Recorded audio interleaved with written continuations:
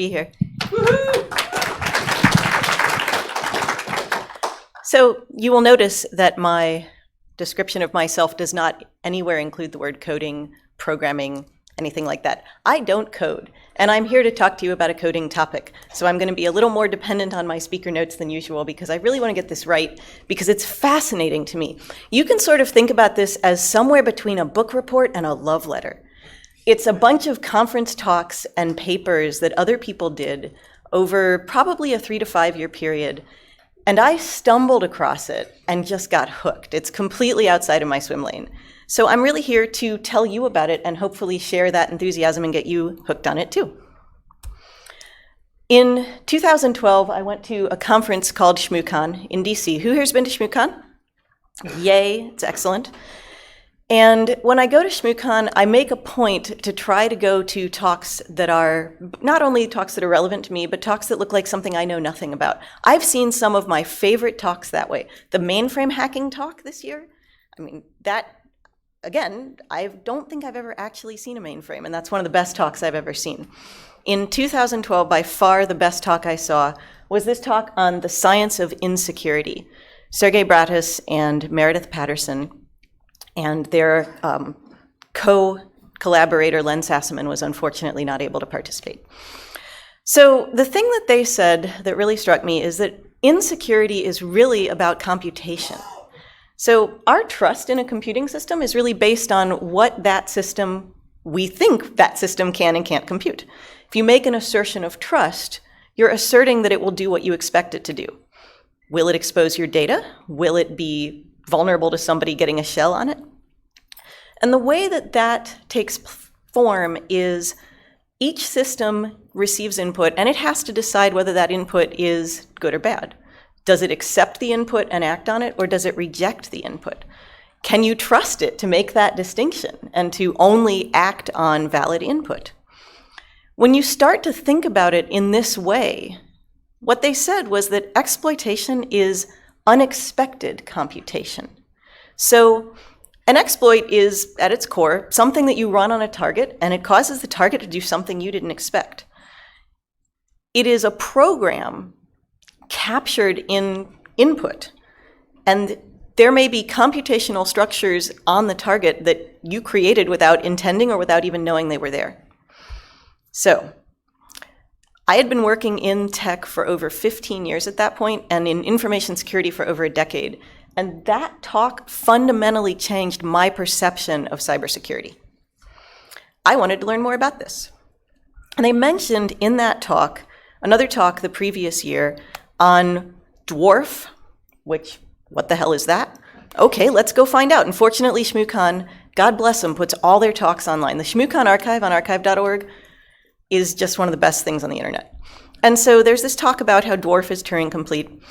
I was a medieval studies major in college, and I'm a huge Tolkien nerd. So the fact that they were so committed, they translated their title slide into Dwarven runes, I am all about this. I got completely sidetracked trying to see if I could still read it, because at some point I could read Tolkien Dwarvish in line. Can't anymore. Untranslated, they were talking about exploiting the hardworking dwarf. Again, bear in mind, I don't know what dwarf is. Their first slide was an executive summary. I'm doing pretty well, I'm hanging in there. And then they start talking about bytecode and stacks and return to libc attacks. I may have been working in tech for 15 years, but I don't understand any of that shit, right? So I could have asked Mike, my partner codes, and he has answered my dumb questions for, over 2 decades now. But I figured I should probably go educate myself a little better first. So they had also mentioned another talk, which was given by Halvar Flake at Infiltrate 2011.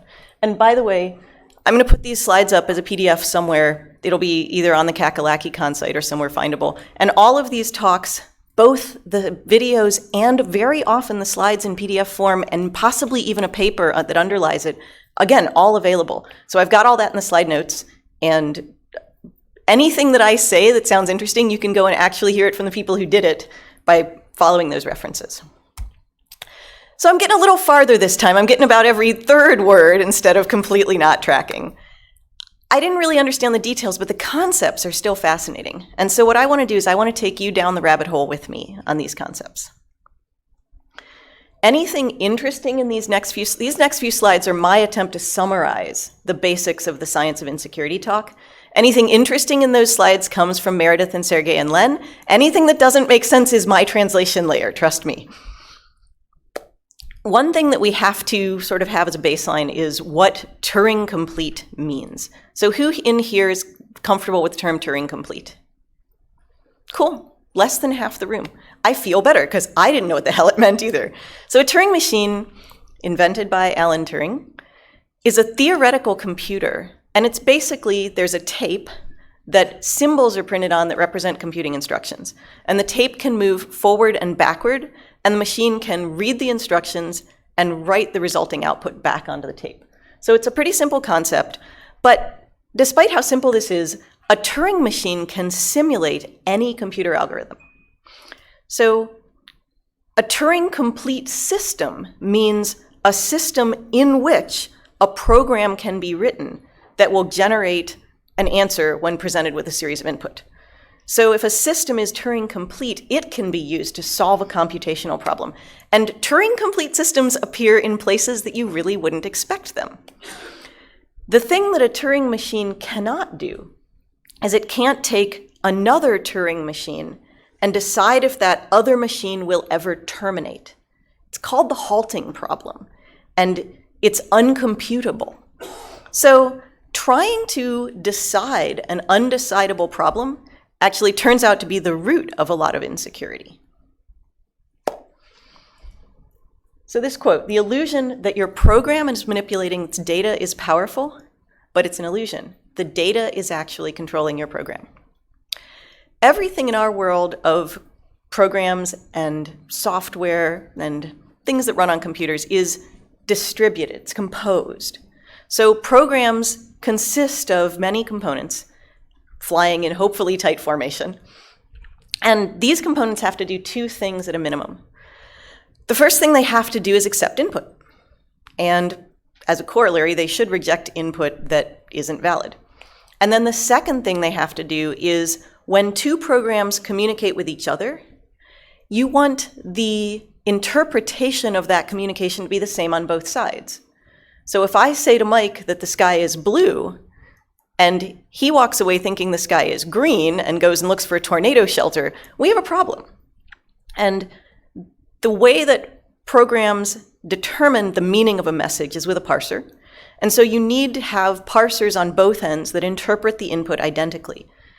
This is the point where you can start to have problems, because if your parsers don't interpret those inputs identically, then you may end up with state on one side that is not what is intended from what was sent on the other side.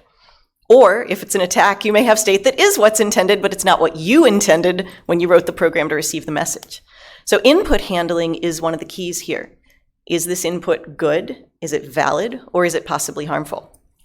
And checking input to validate it can be an unsolvable problem. So again, this is where we get insecurity.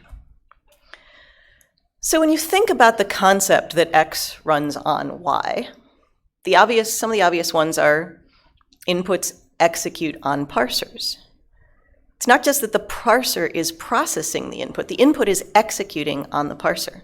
Packets execute on TCP/IP stacks. malloc and free execute on heap managers.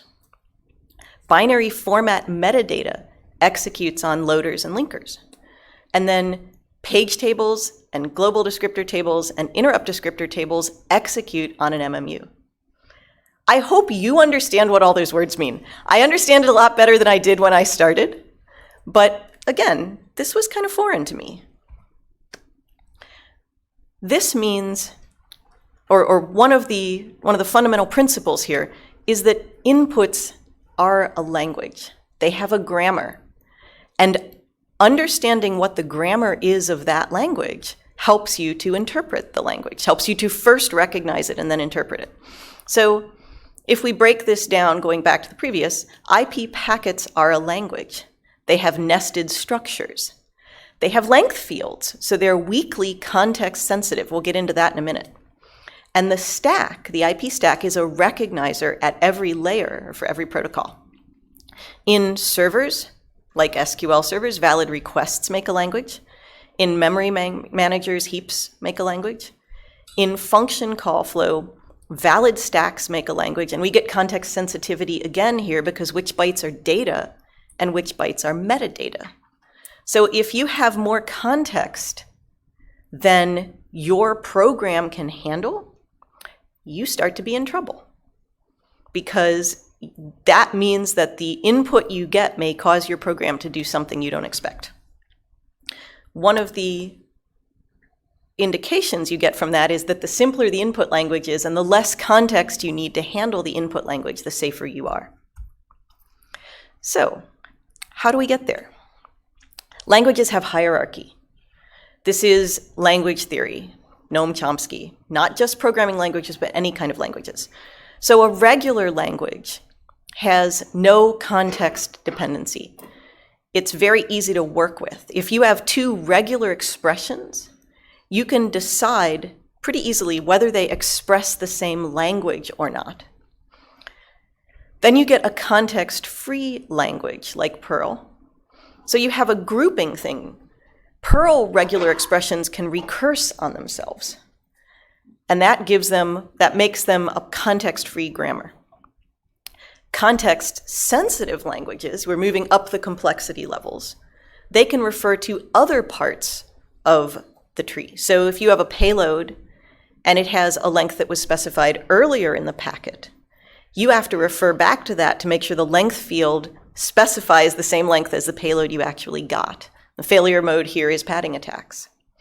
And then recursively enumerable languages are the most complex types of languages, and just don't go there. So, any sufficiently complex input is indistinguishable from bytecode. Again, from that talk. And magic. And the corollary is that any code that takes that input is indistinguishable from a virtual machine. So, some languages are harder to recognize than others. If you have a regular expression, you have a finite state machine. So you can express simple nesting, but if you're trying to do something complicated, you may need more complexity. You may need to combine data. So if you try to parse a more complex language with a regular expression, you're going to get in trouble. You can't, with a regular expression, you can't easily parse recursive nested structures. So Internet Explorer 8 had a problem with a CSS module where they tried to build a protection tool, but it was actually not complex enough to handle the inputs that it was receiving, and so it created new vulnerabilities. And when you're performing validation, you have to make sure that you match up the strength of your validator with the strength of the input that it's getting. Regular with regular, context-free with context-free, etc. So what happens when input recognition fails? Internal code gets something that it doesn't expect. And primitives are exposed, so you can get things like memory corruption, implicit data flow, or unexpected control flow. So SQL injection is a recognizer failure. What escapes the escape symbol? Being able to slip in and unescape the escape symbol is a failure of the recognizer. And that is a language problem. That's what leads to SQL injection.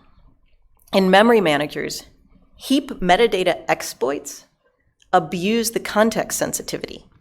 So heaps are complicated and they can be exploited if you can properly do metadata overrides. And I love this. This exploit technique is called Heap Feng-Shui. So Alexander Sotorov, that's who you research for that. So in each of these cases, the problem is that the piece of code looking into the data can't make a determination whether the next step is going to be correct in the context it's in. There's context beyond what the code can handle. Buffer overflows, overriding return pointers on the stack. This works because valid stacks are a language, and the language is so complicated that to unwind the stack frames, you really need a fully Turing-complete virtual machine.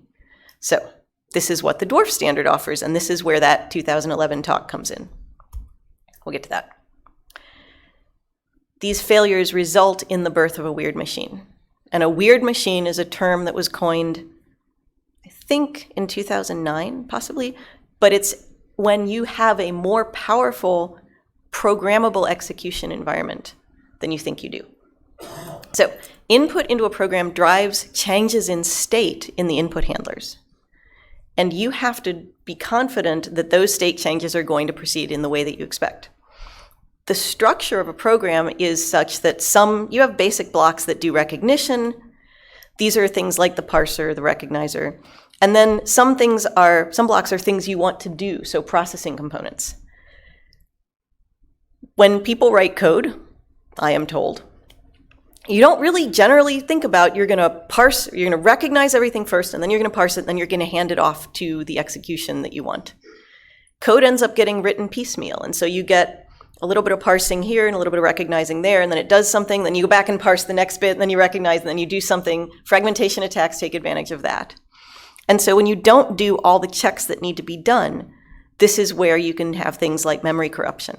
So an expectation in the code is not fulfilled, something unexpected happens, and you get a weird machine. So it's a more powerful computational structure, and it's driven by this crafted input. Make sense so far? Cool. Oops, that's the wrong direction. So this is the fundamental message from the Infiltrate 2011 talk. Exploitation is setting up, instantiating, and then executing a weird machine, programming a weird machine. Vaguely understood input languages are then the mother of zero-day. Because if you don't understand the input language, you can't really determine whether it's a valid message.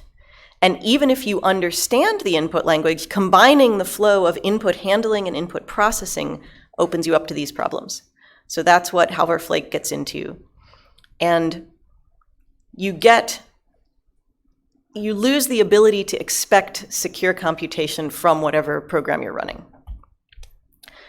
Sergey Bratus has online a weird machine zoo. I love that. And he also has links to other collections like Accidentally Turing-Complete. And by the way, the critter here, there's a deviant artist called A Mechanical Mind, and that's where I swiped this image from. So I want to give him credit and also say he has 1 million of these. They're made out of watch pieces, and they're beautiful. So this principle applies all the way up and down the OSI model. If we start at the bottom and we start at layer 1, Travis Goodspeed did a talk at Woot 2011, and it was on packet in packet for layer 1 injection exploits. So he called back to Orson Welles' War of the Worlds. How many of you are familiar with how War of the Worlds was introduced to the American public? Oh my God, history and people, I love it. So it was a radio broadcast, but it intentionally started after the station identification and the general announcements that you get that give you context. So he was able to convince his listeners that they were listening to legitimate news broadcasts of an alien invasion rather than tonight's entertainment on the radio. A packet-in-packet injection relies on the same principle. You miss the start of a frame, then what happens? So Zigbee has packets with fields in the header and then a body. And one of those header fields is a sink. So you have a preamble, then you have a sink, then you have the body. What happens if you put a sink in the body? Hardware doesn't know what to do about it. That's not my job, that's layer 2. So if a symbol error occurs in the preamble or the sink, the receiver can also think that the body is a new packet. You end up being able to embed a packet in a packet and do something unexpected. Encryption actually eliminates this problem because clearly you're making a clean differentiation between the header and the body. So if you can attack layer 1 in packet radio, where else can you do it? How about Ethernet? Same principle applies. It's a fairly esoteric technique. You have to have custom hardware to execute it, but the concept still holds. Moving up the stack. Layer 3. this is a great paper. This is the part where I start to understand it, thank you. But they showed that they can map between BGP and a logic circuit. They can create simple networks with routers that have basic BGP configurations that simulate logic gates, clocks, and flip-flops. And you can interconnect that to create circuits. So under reasonable assumptions on message timing, BGP can be Turing-complete. And so they have a new method for studying the complexity of analyzing BGP configurations and exploiting this. They're also saying a few other things that I don't care about. But the idea here is we find Turing completeness in the most unexpected places. The really cool stuff is at layer 7. So this was a presentation at WOOT 2013. And the TLDR is that Rebecca Shapiro created a Turing machine in Linux from relocation data in an ELF file. So ELF is the executable and linking file format.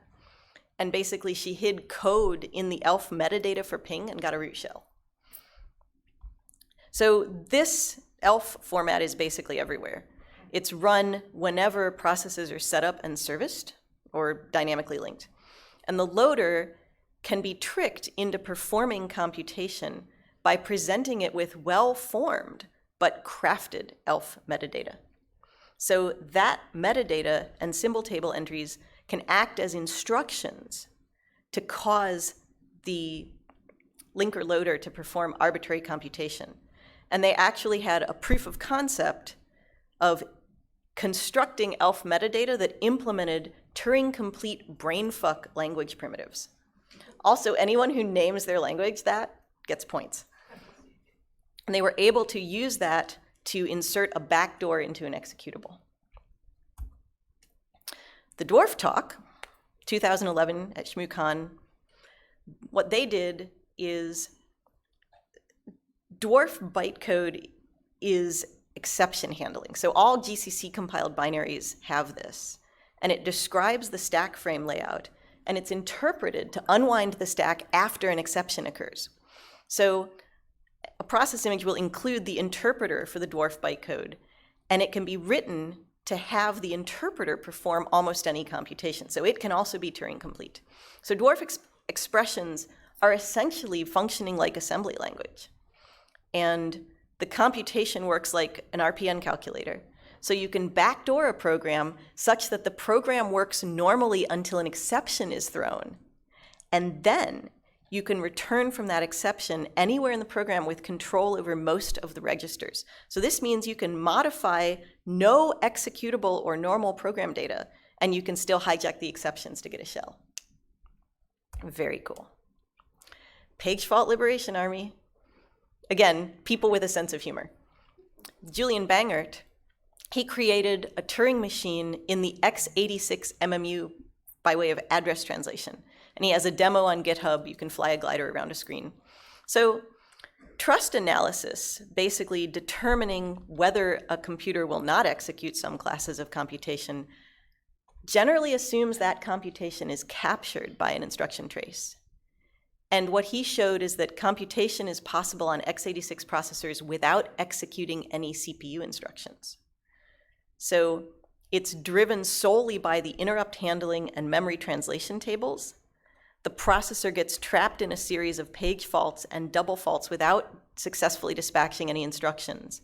And the hardwired logic of handling those faults is used to perform the computation, as well as memory reads and writes. So they can even use this to perform branches and loops if the memory is set up and mapped perfectly. So it's a proof by construction that the Intel MMU's fault handling mechanism is Turing complete. And they constructed an assembler that translated move, branch if zero, and decrement instructions into CSource, set up the processor control tables, and the CPU computes by attempting to fault without ever executing a single instruction. The one thing all of these have in common so far, other than being weird machines, is that they're all 6 to 8 years old. So these papers and talks were from 2011 to 2013. And I thought, surely it's 6, 8 years later, this is a solved problem by now, right? Nope. This is the 2018 RURSEC keynote, December of 2018, I might add. Same guy. Oh, by the way, Thomas Dillian is Halverflake, talking about the same thing he was talking about in 2011. So apparently this is still relevant. There are people looking at how to address these problems and suggesting how to deal with them. And that is the language theoretic security crowd, or LangSec for short. And they have a wonderful single-page overview, which I have completely ripped off. So everything on the next 5 or 6 slides is from langsec.org/occupy. So the fundamental step 0 is full recognition before processing. Every piece of software that takes inputs contains a recognizer for accepting valid or expected inputs and rejecting invalid or malicious ones. And this code is often spread throughout the program and interspersed with the processing logic. They call that a shotgun parser by analogy to shotgun debugging. So this means you have a tendency to exploitation, and it makes programmers have false assumptions of data security. The way to solve that is do your recognizing, then do your processing. Another step here is to reduce the computing power needed to handle your inputs. If you're implementing a program that accepts SQL queries, and you know that you're only going to use a subset of the available SQL queries, then write your recognition, your validator, to only accept those queries. If you're never going to do an administrative delete or something like that, then that's not a valid input. You want to make sure that you use a protocol that's as low on the language hierarchy as possible. If you can use a regular protocol, a protocol that's regular, do it. If you can't, use something that's context-free. If you have to use something that's context-sensitive, make sure you understand the implications of that. So the other thing here is when you generate what you're going to send and receive, generate your parser out of the grammar for the language itself. So instead of writing it fairly loosely, take the grammar, generate the parser from there, and then validate your input based on that. With fixed length strings like an IP address, you could parse that with a regex. You really wouldn't want to. So you need to figure out where you are and use a validator that matches that level of complexity. So regular expressions have a finite state machine. Infinite recursion, like XML or HTML, requires a context-free language. Context-sensitive languages, you need a linear bounded parser. It's a Turing machine with a finite tape, so it's still decidable. The thing you want to avoid when you're validating your language is trying to compute an uncomputable problem. If you're trying to decide whether JavaScript is valid, the only way to really do that is to execute it or for someone to look at it by hand and figure out what it's going to do. You can't decide that with a validator. So protocols and file formats that are Turing-complete input languages are really dangerous. And this is where you lose security. If you can avoid using a context-sensitive or a recursively enumerable language, you should. And then the other thing is, try to make sure that the protocol you're using is going to be interpreted the same way on one side as on the other side.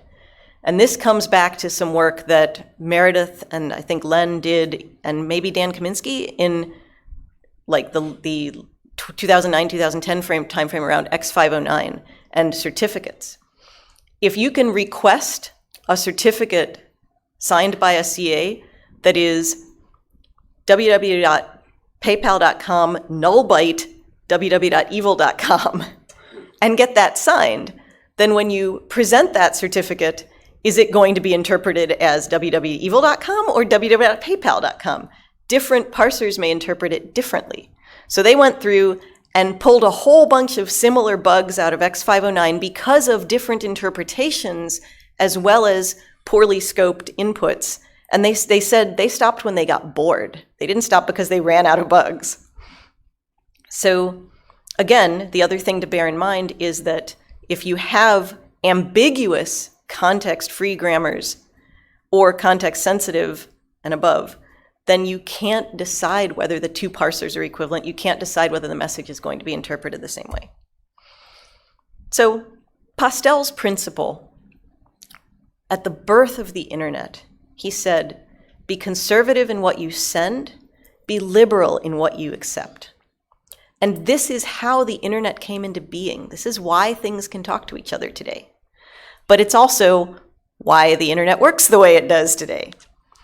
And they proposed a patch for Pastel's principle, which is be conservative in what you send, but be definite in what you accept. The goal here is to do secure software design and to avoid a lot of these issues. There's a really good overview that Meredith gave in 2013, what had been done and obviously looking into the future. And it's a tour of various projects that are implemented securely and different tools for language theoretic security. That's a great video as well. And the timeline that she builds goes, over probably 5 or 6 different years of projects ranging from web server implementations to simpler parsers that can be dropped into other coding projects. That group is on the langsec.org website, and they've been holding Langsec workshops at the IEEE Security and Privacy meetings, symposiums for 5 years? I can't count quickly, 6 years. These are a wealth of interesting information. The keynote by Dan Geer, so I'm a Dan Geer groupie. I will read anything Dan Geer writes on any subject. He has the wonderful habit of putting his keynotes and talks in clear text on his website. And about every 6 months, I go to his website and see what's new. That keynote is amazing. The DARPA keynote from 2018 is also fascinating. And this, in addition to the proceedings of the workshops, they also have links to all of these different talks and to a variety of tools that have been developed. So if you would like to learn more about weird machines and how to handle them, this is the way to do that. That's what I've got.